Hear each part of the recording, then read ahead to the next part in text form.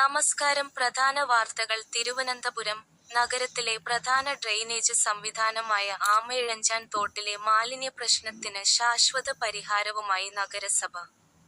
ആധുനിക റോബോട്ടിക് സാങ്കേതികവിദ്യ ഉപയോഗിച്ച് തോട് ശുചീകരിക്കുന്ന പദ്ധതിക്ക് തുടക്കമായി.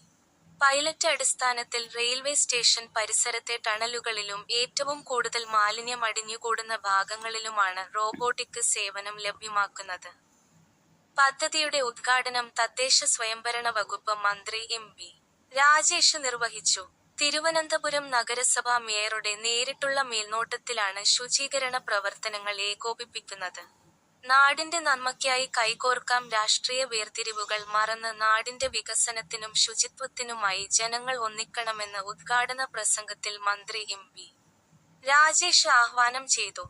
നഗരത്തിന്റെ ആരോഗ്യം സംരക്ഷിക്കാനുള്ള ഈ പോരാട്ടത്തിൽ എല്ലാ വിഭാഗം ജനങ്ങളും രാഷ്ട്രീയ പാർട്ടികളും ഒരേ മനസ്സോടെ പ്രവർത്തിക്കണമെന്നും അദ്ദേഹം പറഞ്ഞു. പ്രധാന പ്രത്യേകതകൾ. റോബോട്ടിക് കൈകൾ. ടൺ കണക്കിന് മാലിന്യം ചുരുങ്ങിയ സമയത്തിനുള്ളിൽ നീക്കം ചെയ്യാൻ ശേഷിയുണ്ട്. സുരക്ഷ. മനുഷ്യർ മാൻഹോളുകളിലും തോടുകളിലും ഇറങ്ങുന്ന അപകടകരമായ സാഹചര്യം ഒഴിവാക്കാം. തത്സമയ നിരീക്ഷണം.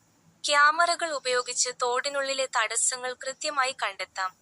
നഗരത്തിലെ വെള്ളപ്പൊക്കത്തിന് പ്രധാന കാരണമായ ആമയിഴഞ്ചാൻ തോട്ടിലെ തടസ്സങ്ങൾ നീങ്ങുന്നതോടെ മഴക്കാലത്തെ ദുരിതത്തിന് വലിയൊരു പരിഹാരമാകുമെന്നാണ് പ്രതീക്ഷിക്കുന്നത്.